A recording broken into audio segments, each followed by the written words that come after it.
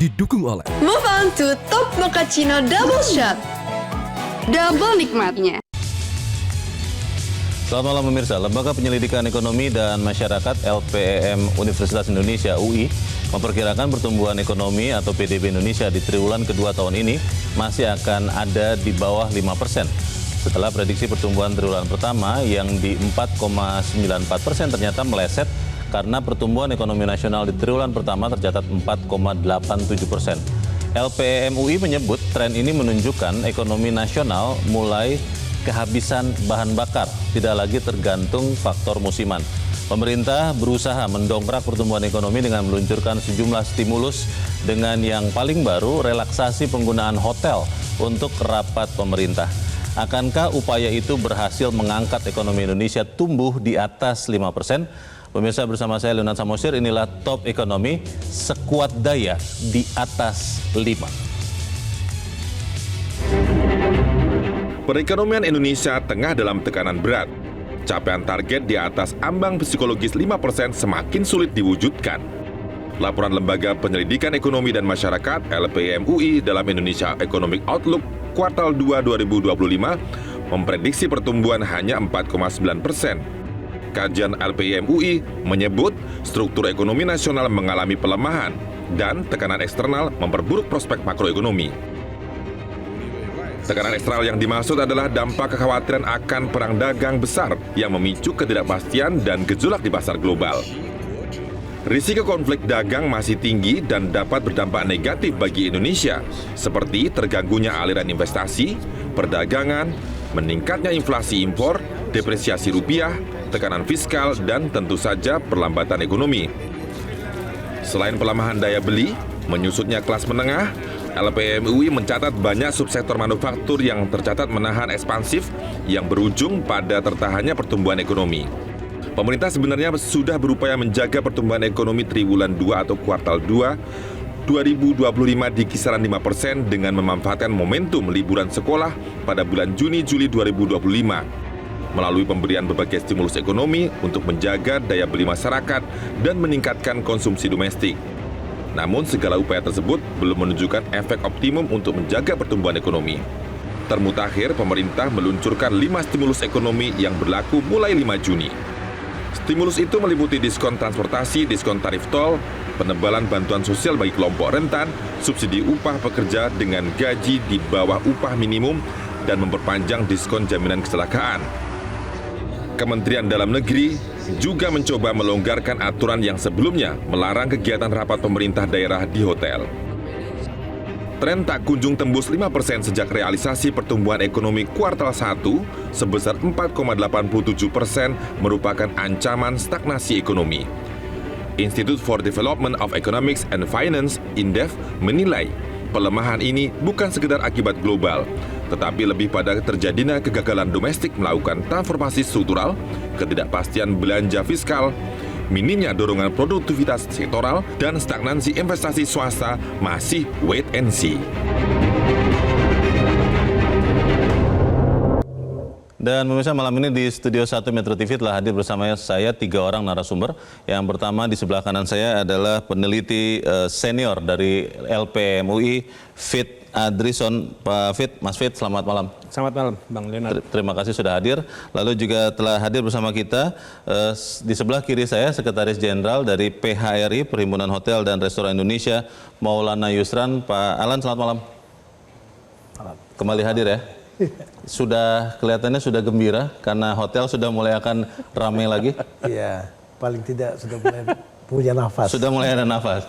Dan juga telah hadir bersama kita pemirsa di Studio Metro TV, juru bicara kepresidenan dari Kantor Komunikasi Kepresidenan atau PCO, Mas Fitra Faisal. Mas Fitra, selamat malam. Selamat malam, Bung Leo. Baik, kita akan bertanya dulu ke Mas Fit. Mas Fit, kalau LPEM UI selama ini yang saya tahu adalah selalu mengatakan ya adalah ya dan tidak adalah tidak. Kalau kita melihat bahwa tadinya memprediksi di triwulan pertama pertumbuhan ekonomi Indonesia 4,94 jadi 4,87 ternyata. Di triwulan kedua yang nanti akhir bulan ini akan kita akhiri, kira-kira kita bisa menyentuh 5% atau tidak? Memang agak berat untuk menjawabnya itu, tapi mungkin saya jelaskan dulu sebagai akademisi landasan teorinya dulu. Sebetulnya semakin berkembang satu negara, memang pertumbuhan ekonomi itu akan cenderung semakin kecil. Oke. Ya. Jadi ibaratnya kayak akselerasi mobil. Akselerasi mobil itu kalau dari 0 sampai 60 itu sebentar, tapi 60 ke 100 itu lebih lama. Jadi memang secara natural pertumbuhan itu akan semakin melambat. Oke. Nah, jadi ketika kita ngomong 5%, itu memang bisa dikatakan natural growth kita sekitar seperti itu. Autopilot 5%? Bisa dikatakan seperti itu, ya. Tapi kalau kita mau meningkatkan, maka harus extra effort.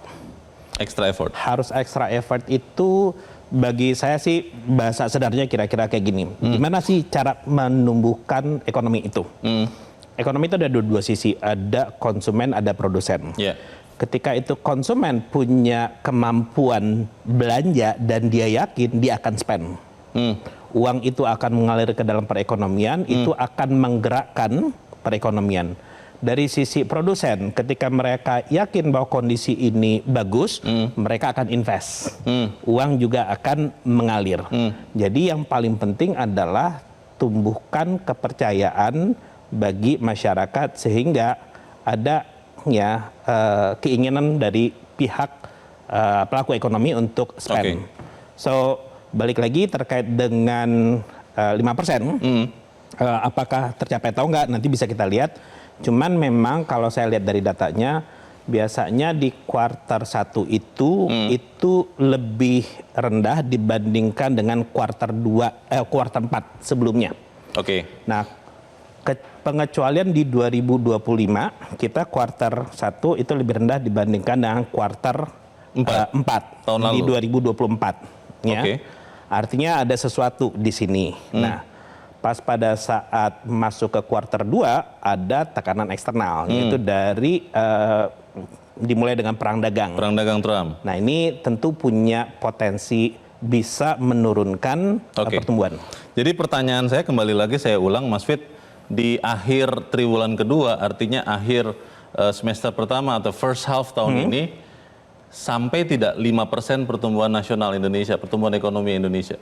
Kalau saya akademisi harus menjawab berdasarkan exercise. Oke. Ya, jujur saya masih belum melakukan exercise. Ya. Oh belum? Belum, jujur aja. Ya. Saya nggak mau come up dengan something gitu, enggak. Tapi bahwa kemungkinan besar sekitar 5% atau di bawah sangat besar kemungkinannya. Oke, 5% atau di bawah? Di bawah. Di bawah. Oh malah di bawah 5%? Di bawah 5%. Jadi 5 tidak tercapai? Karena dibandingkan dengan kalau di kuartal 2 sekarang itu kan faktornya tuh lebih banyak, ada eksternal. Ya. Ada eksternal, terus kemudian even dibandingkan dengan yang kuartal 1 kemarin itu masih belum ada perang dagang, tensinya masih belum ada. Itu kita 4,87. Oke. Tentunya dengan kondisi eksternal sekarang ada kemungkinan bisa lebih rendah. Mas Fitra membagi kepercayaan yang sama dengan Mas Fit atau lebih optimis melihat ekonomi di triwulan kedua atau semester pertama tahun ini? Iya, Pak Fitra Adrison ini guru saya ya. Jadi tentunya apa yang kita pelajari sama ya. Termasuk apa yang tadi Pak Fit sampaikan mengenai kondisi steady state. Bahwa kondisi kita sebagai ekonomi yang sudah bertumbuh besar, pastinya akan ada hambatan-hambatan, constraint-constraint untuk bertumbuh lebih cepat. Tetapi steady state itu dalam beberapa peristiwa empiris itu bisa didorong oleh tadi yang disampaikan oleh Pak Fit adalah extra effort. Nah, oleh karenanya kenapa pemerintah itu ada di sini adalah untuk melakukan extra effort itu. Bagaimana bisa breaching lebih dari 5%. Nah, kalau kita bedah di kuartal pertama ya, itu memang cuma tumbuh 4,87%. Nah, salah satu kalau kita bicara pertumbuhan sektoral yang perlu dibenahi adalah salah satunya dari sisi sektor manufaktur yang tumbuh cuma 4,55%. Pabrik itu ya? Nah, industri? Ya, betul. Nah, itulah yang kemudian harus kita meluruskan dan itu merupakan bagian dari Asta Cita, industrialisasi, dan itu adalah fokus dari pemerintah ke depan. Dan pemerintah sudah menyadari bahwa di kuartal pertama ini memang pertumbuhannya suboptimal. Juga kalau kita bandingkan ya kuartal 1 tahun ini dan kuartal 1 tahun lalu, pertumbuhan atau growth dari belanja pemerintah itu cuma tahun ini bahkan tidak tumbuh, ya, terkontraksi 1,38%. Dan kuartal 1 tahun lalu itu 20%. Ada aktivitas front loading. Nah, oleh karenanya pemerintah berusaha untuk melakukan normalisasi pertumbuhan ekonomi itu kembali lagi ke level yang sebenarnya 5%. Karena average growth dari 10 tahun terakhir, kalau kita exclude pandemic times, pandemi itu dikeluarkan, itu 5,07%. Artinya untuk kembali ke level yang sama tadi 5%, itu sebenarnya tinggal pantikan sedikit saja. Nah, yang dipakai pemerintah apa untuk mengembalikan tadi itu? Nah, makanya seperti pembahasan kita pekan yang sebelumnya, kita bicara mengenai paket stimulus ya. Ada 5 stimulus yang dilakukan oleh pemerintah yang akan digelontorkan, 24,4 triliun rupiah sebagai add-ons, karena kita melihat juga ada potensi pelambatan ekonomi akibat tekanan eksternal, dan oleh karena perlu ada add-on itu.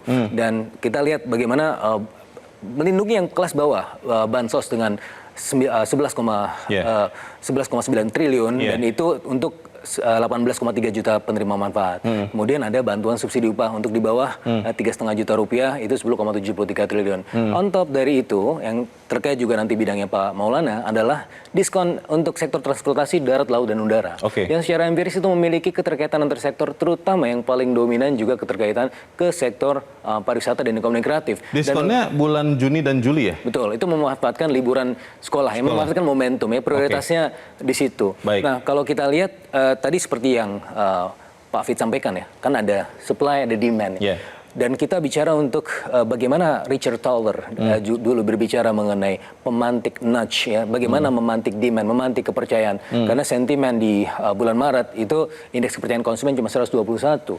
Bukan karena tidak ada duit, tapi karena agak kurang kepercayaan untuk spending. Dan untuk itu maka demand ini dinaikkan. Dan ketika demand itu dinaikkan, maka ada potensi kemampuan industrial itu juga akan meningkat. Sebagaimana yang terjadi di semester pemerintah melihat di akhir triwulan kedua, second quarter atau first half, akhir Juni bulan ini, akan sampai 5% pertumbuhan ekonomi kita, atau seperti yang tadi disampaikan Mas Fit, below that lah, di bawah itu lah. Ya, kita akan usahakan. Asesmen dari Kementerian Keuangan sebenarnya tanpa adanya stimulus ini itu cuma 4,55%. Tapi dengan ada stimulus ini harapannya ya, meskipun memang kalau dari sisi ukuran ini tidak terlalu besar, 24,4 triliun. Tapi ketika dimanfaatkan masuk ke sektor prioritas, asesmen dari Kementerian Keuangan itu minimal 4,9%. Tapi kita masih bisa usahakan untuk sampai 5%. Baik, Mas Maulana, kalau tadi kan ada dari 5 stimulus itu ada 2 atau 3 ya yang untuk diskon perjalanan, itu kan dilakukan di bulan Juni dan Juli. Kita sudah masuk bulan Juni, masih tunggu 1,5 bulan lebih lagi, tapi sudah mulai terasa tidak dampak dari diskon perjalanan itu kepada industri hotel, restoran yang Anda geluti?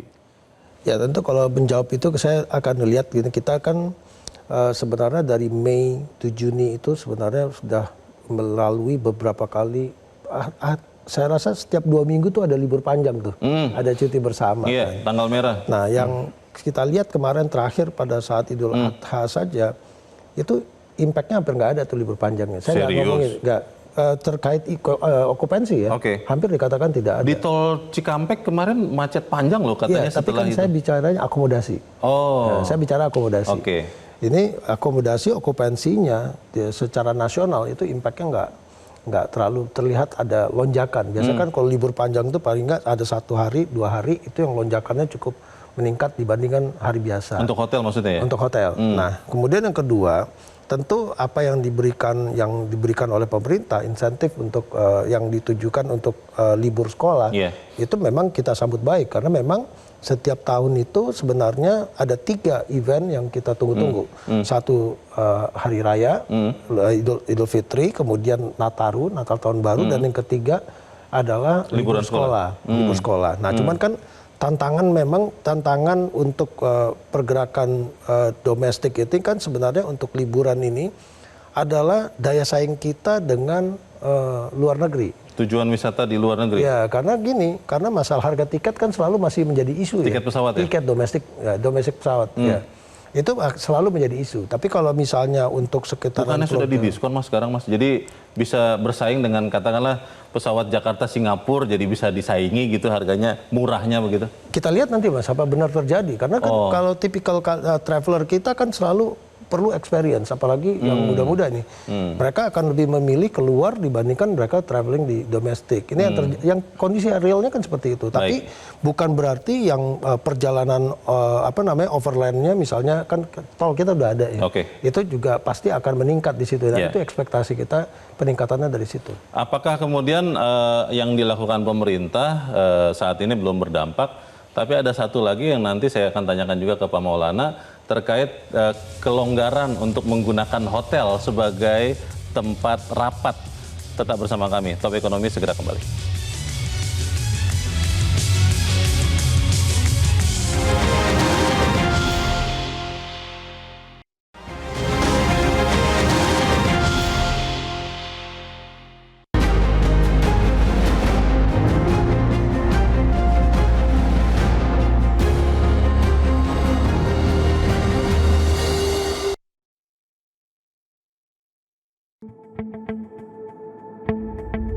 Angin segar kembali berembus ketika Kementerian Dalam Negeri kembali membolehkan pemerintah daerah menggelar beragam kegiatan di hotel maupun restoran.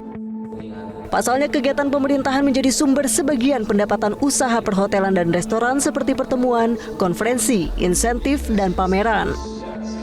Ketika anggaran itu dikunci, dampaknya sampai berujung PHK. Sudah melakukan pengurangan jumlah tenaga kerja, kita juga sudah melakukan kalau di hotel tuh istilahnya unpaid leave ya, karena kita punya pengalaman di pandemi lalu, di COVID lalu tuh Mas ya, kita mengurangi absensi karyawan, namun kita lakukan dengan komunikasi yang sangat baik dan kita bicara baik-baik sama staf kita gitu. Dan kalau bicara PHK, pemberhentian itu sendiri, memang juga ada beberapa anggota kita melakukan hal tersebut gitu, karena memang kebetulan kontraknya habis. Dengan keadaan seperti ini ya tentunya tidak mungkin kita untuk memperpanjang kontrak kerja gitu. Bahkan kan ada 2 hotel anggota saya di Kota Bogor yang sempat tutup ya, sempat tutup yang sampai saat ini masih belum buka lagi.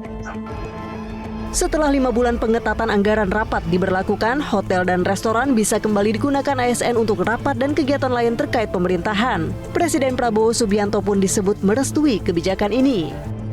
Diksinya adalah mengurangi. Artinya, Presiden ini memberikan panduan untuk kunjungan kerja baik dalam negeri maupun luar negeri, harus dilihat substansinya, harus dilihat urgensinya, harus dilihat skala dan frekuensinya. Kalau memang dibutuhkan ya silakan. Kita ketahui bahwa kunjungan luar negeri ini kan juga tidak dilarang 100%. Ada kegiatan-kegiatan yang memang harus dilakukan terkait dengan perjanjian internasional, kerjasama yang harus dilakukan dan lain-lain begitu ya. Nah sama, saya kira koordinasi-koordinasi juga silakan bisa dilakukan, dan selama ini masih ada pemerintah daerah yang melakukan itu, tetapi takarannya yang penting. Artinya jangan diada-adakan kalau memang nggak ada keperluannya. Jangan dicari-cari kalau tidak ada substansinya. Meski begitu, biaya tertinggi hotel untuk dinas ASN yang ditetapkan oleh pemerintah menuai kritik sebagian masyarakat. Biaya terendah Rp576.000 per orang per hari ditetapkan untuk biaya hotel di Kalimantan Barat bagi pejabat eselon 4 atau golongan 3, 2, dan 1, hingga maksimal Rp9,3 juta per orang per hari untuk wilayah DKI Jakarta bagi pejabat negara, wakil menteri, ataupun pejabat eselon 1. Angka Rp9,3 juta per hari inilah yang dirasa terlampau tinggi untuk sekadar penginapan bagi seorang ASN. Tim Liputan Metro TV. Itu adalah kebijakan pemerintah yang terbaru. Saya ingin langsung bertanya ke Pak Maulana. Tadi di bagian awal dikatakan angin segar. Sudah sampai belum kepada pengusaha hotel anginnya ini? Belum nyampe, Mas. Belum nyampe? Indonesia tuh ujung ke ujung agak jauh. Oh, panjang sekali. Panjang sekali. Tapi pertanyaannya adalah apa yang kemudian masih menjadi pertanyaan para pengusaha hotel? Karena ini kan udah jelas, ini Menteri Dalam Negeri mengatakan boleh loh rapat lagi di hotel. Bagaimana, Mas? Jadi pertama kita terima kasih kepada pemerintah ya, berarti pemerintah juga sudah melihat bahwa paling tidak kita sudah merasakan bahwa pemerintah tidak mengharamkan kegiatan di hotel kan, itu dulu nomor 1 ya kan. Nah yang kedua adalah tentu yang akan merasakan angin segar ini bukan hanya dari industri hotel, tapi pasti pemerintah daerah khususnya tingkat 2 yang mereka penerima kontribusi pajak daerah itu 3 besarnya salah satunya dari hotel dan restoran. itu tentu juga angin segar buat mereka gitu. Meningkatkan PAD-nya. Betul. Nah, tapi di sisi lain tentu ada tantangan yang mungkin menjadi jawabannya nanti, Mas. Karena ini baru masuk kuartal 2 ya. Kita biasanya kegiatan itu ada di kuartal 3 dan 4, nanti kita masih tunggu di sana. Jadi apakah pemerintah dengan situasi sekarang, pemerintah daerah khususnya tadi yang disampaikan masih memiliki anggarannya untuk melaksanakan itu kan gitu. Karena kita tahu, yakin bahwa di angin segar dengan diperbolehkan itu tidak akan bisa sebesar kejadian di tahun 2024 pastinya. Nah, ini kan paling tidak untuk menjaga mereka masih bisa tetap bertahan kan, itu minimal, Mas. Karena sudah kehilangan sekitar berapa, 3 bulan begitu ya tahun ini ya? Udah 1 semester lah paling tidak. 1 semester malah ya? Paling tidak di kuartal 2 ini kita udah banyak hilangnya gitu. Oke. Mas Fit, kalau melihat ada tadi 5 stimulus ya, terutama untuk libur sekolah Juni-Juli, kemudian ini sekarang ada lagi boleh rapat di hotel. Ini sesuatu yang akan signifikan menaikkan pertumbuhan sampai semester 1 atau masih belum akan terasa kalau Anda lihat? Saya berusaha untuk melihat dari serapan anggaran, Bro. Selama ini kalau serapan anggaran itu biasanya kuartal pertama sama kedua itu rendah. Saya punya studi sekitar 10 tahun yang lalu, belanja modal itu by kuartal kedua itu sekitar 40%. Oh, dari setahun? Baru 40% dari total. Untuk belanja bukan modal, non modal itu sekitar 55%. Nah, tapi di kuartal ketiga keempat itu ngegas gila-gilaan tuh. Ngabisin anggaran? Ya begitu. Karena konon katanya kalau bersisa kan akan dikurangi lagi. Betul, insentifnya seperti itu. Nah, upaya untuk melakukan efisiensi itu adalah sesuatu yang harus diapresiasi. Ya, yang saya dengar tadi bahwa sudah ada relaksasi, tapi selektif. Selektif itu jika memang bisa dilakukan di hotel, ya. Jika bisa dilakukan di kantor, silakan di kantor. Tapi kalau tidak di hotel, nah itu bisa mengenerate ekonomi. Sebetulnya terkadang orang juga lebih produktif sih kalau misalnya di hotel, tapi tidak setiap acara itu harus di hotel. But at least ketika ada relaksasi tersebut, ada angin segar, walaupun ya dari Mas Maulana yang mengatakan angin masih belum sampai ya. Nah itu dari sisi stimulus. Tapi saya lebih menekankan sebetulnya lebih ke arah tenaga kerja, pekerjaan. Kenapa? Stimulus itu sifatnya jangka pendek. Kalau orang bekerja, ya, kalau dia mendapatkan pekerjaan, dia akan mendapatkan income. Ketika dia mendapatkan income, dia akan spend. Ya, itu akan menggerakkan perekonomian. Jadi kalau seandainya orang tuh lapangan pekerjaan itu tetap tersedia, pengangguran itu tidak banyak, maka itu akan sangat-sangat membantu pertumbuhan ekonomi. Jadi saya harus melihat dari dua sisi. Betul bahwa ada bantalan yang diberikan oleh pemerintah dengan berbagai kebijakan ini, tapi di sisi yang lain jangan dilupakan penciptaan lapangan kerja itu. Iya, lapangan kerja ini yang lebih penting karena itu yang membuat orang itu akhirnya bisa punya kemampuan untuk spending. Sudah ada job fair, lalu data menunjukkan kalau investasi terutama hilirisasi itu Mas Fit, itu menciptakan sekian banyak lapangan pekerjaan. Anda tidak melihat itu kemudian menjadi peluang untuk menyerap pengangguran-pengangguran yang ada sekarang? Hilirisasi menyerap tenaga kerja job fair. Kalau job fair kan baru dilaksanakan. Kalau sana artinya masih belum punya efek terhadap berapa income yang dihasilkan. Jadi stimulus ini bagus, tapi mungkin jangkanya sementara.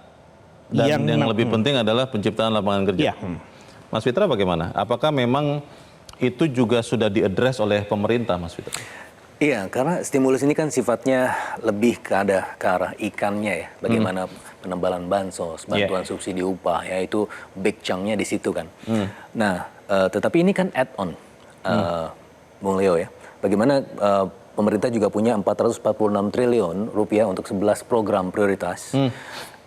Makan bergizi gratis 121 triliun, Koperasi Merah Putih 200 triliun, fasilitas pembiayaan perumahan, fasilitas likuiditas pembiayaan perumahan 41 triliun, yang mana itu secara sektoral memberikan dampak ke tenaga kerjaan yang lumayan signifikan. Dan kami menyadari bahwa yang paling penting itu adalah membangun sektor formalnya, sehingga orang-orang, kalau kita bicara mengenai orang-orang yang bekerja, berarti dia meningkat martabatnya. Maka itulah yang ingin dilakukan oleh pemerintah, meningkatkan harkat dan martabat masyarakat Indonesia dengan menciptakan peluang-peluang dan ruang-ruang kerja yang lebih signifikan. Nah, bagaimana caranya? Kita sudah melihat bagaimana spending pemerintah tahun ini 3.621 triliun. Dan itu melalui Inpres 1 2025, itu sebenarnya kan dicoba untuk fokus kepada hal-hal yang memiliki dampak penggandaan ekonomi yang lebih tinggi. Kalau Bung Leo ingat di awal tahun, bagaimana Pak Presiden dan Bu Sri Mulyani itu mencek sampai satuan 9. Masa ada ATK 44 triliun. Nah ini kalau dialihkan ke sektor yang produktif misalnya, meskipun tidak apple to apple, 44 triliun kita bandingkan dengan rencana stimulus yang 24,4 triliun. Ini bahkan baru 60%-nya. Nah belum lagi kalau kita bicara hal yang lain. Nah ini sebenarnya yang ingin dilakukan oleh pemerintah, mencoba untuk kembali lagi ke kaidah dasar Undang-Undang 17 tahun 2003 tentang keuangan negara, money follow function. Itu fungsinya apa? Uangnya akan tersedia di situ. Kalau uangnya itu kemudian aktivitas tidak produktif, maka buat apa kita gelontorkan uangnya, begitu kan? Maka itu yang sekarang sedang dilakukan oleh pemerintah. Tapi ada juga banyak yang bertanya, Mas Fitra, seberapa efektif sebetulnya 11 program prioritas tadi, dan yang paling penting adalah apakah memang sudah ada uangnya? Karena itu kan memperhitungkan setahun, tapi disampaikan sekarang. Tapi kita harus jeda dahulu dan pemirsa tetap bersama kami. Top Ekonomi segera kembali.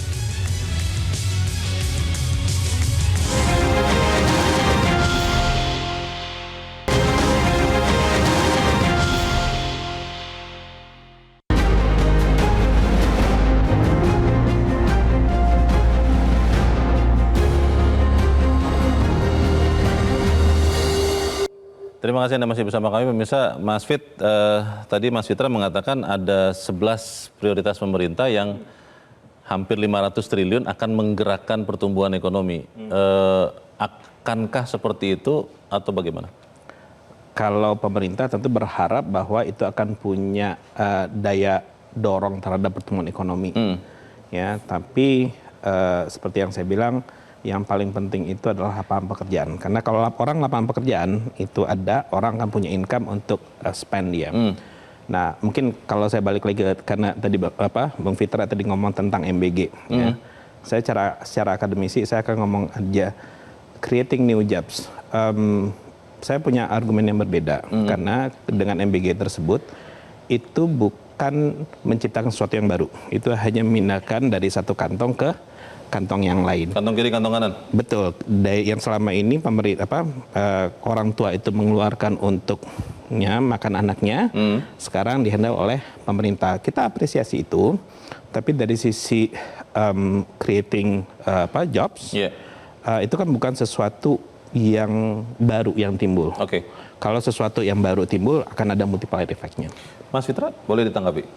Kami sebagai pemerintah tentunya masih percaya bahwa itu punya peluang ketenagakerjaan karena biar bagaimanapun roadmap awalnya adalah pelibatan UMKM di sekitar menggunakan aspek-aspek kelokalan, penggunaan utilisasi BUMDes dan juga nanti ada koperasi merah putih ya. Dan yang tidak kalah pentingnya adalah mengurangi beban dari middle class. Kalau sebagaimana kita tahu data BPS 41,7% itu keluaran middle class itu adalah untuk kelompok makanan. Ini paling besar dibanding yang lain. Dan kedua itu properti ya 28%. Tadi juga ada fasilitas likuiditas pembiayaan perumahan yang 41 triliun.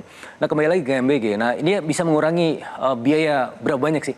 Nah kalau kita lihat jumlah keluarga di Indonesia rata-rata itu 4,71. Artinya satu keluarga punya 2 atau 3 anak lah. Untuk satu anak misalnya, satu keluarga punya 2 anak. Berarti si bapaknya mungkin tidak harus kemudian mengeluarkan uang jajan harian 15.000 per anak, berarti 30.000 untuk 2 anak atau 600.000 dalam 1 bulan. Itu hal yang sebenarnya cukup signifikan karena dia bisa mengalokasikan ke tempat yang lain yang mungkin bisa jadi lebih produktif ya, tempat pendidikan dan lain. Tapi di sisi yang lain kan pemerintah juga menjamin pendidikan, ada sekolah Garuda, sekolah rakyat yang mana ini fokusnya kepada proses pengembangan absorptive capacity, bagaimana sumber daya asing masuk, FDI masuk ke sini, tapi juga bisa diserap dengan tenaga kerja yang berkualitas, yang compatibility. Yang tadi kan isunya soal ketenagakerjaan, kadang-kadang dia tidak compatible, makanya dia tidak terserap. Makanya ini yang juga coba dibangun pemerintah di jangka menengah panjang begitu. Bagaimana masa depan dan juga termasuk pertumbuhan ekonomi sering ditentukan oleh persepsi. Apakah kita pesimis atau optimis? Kita akan cari tahu di bagian berikut. Pemirsa tetap bersama kami. Top Ekonomi segera kembali.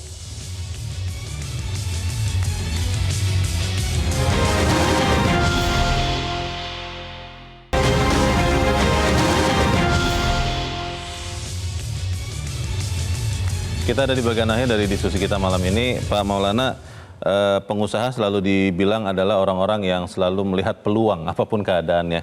Dan kalau melihat kondisi sekarang, seberapa optimis sebetulnya Anda dan teman-teman PHRI ya untuk melihat bahwa Indonesia bisa tumbuh di atas 5%.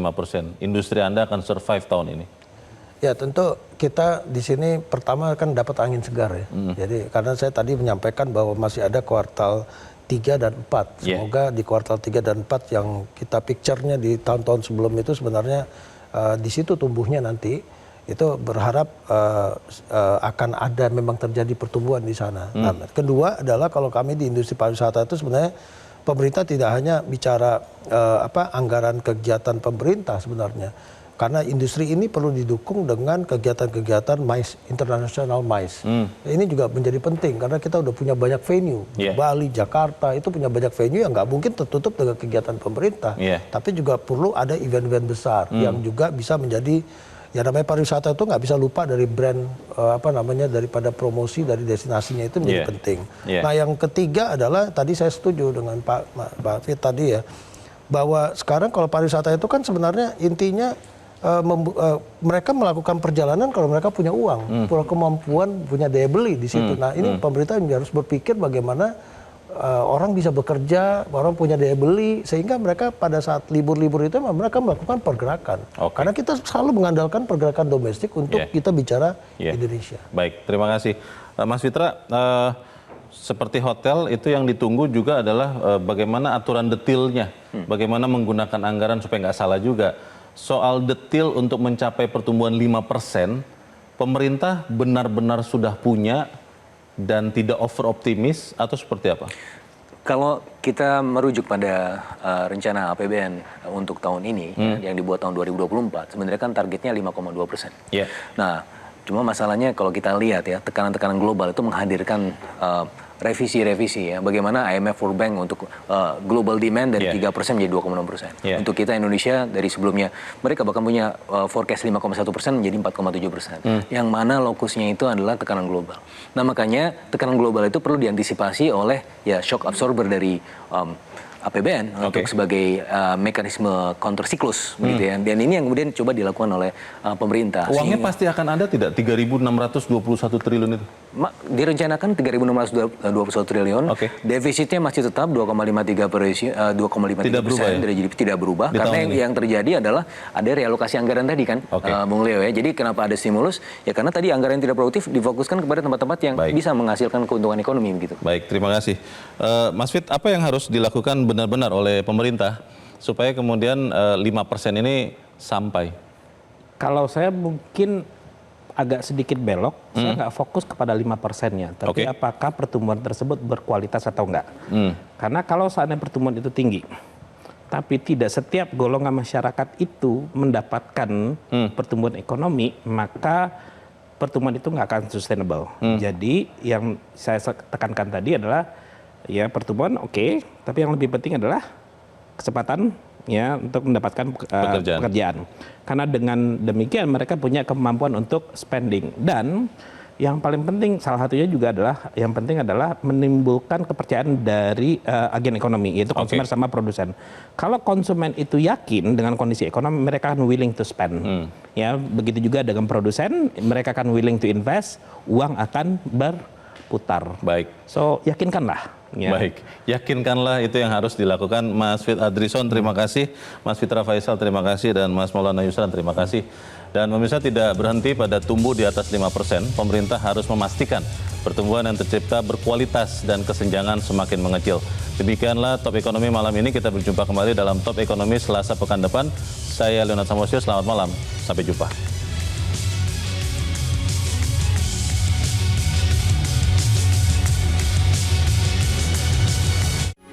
Metro TV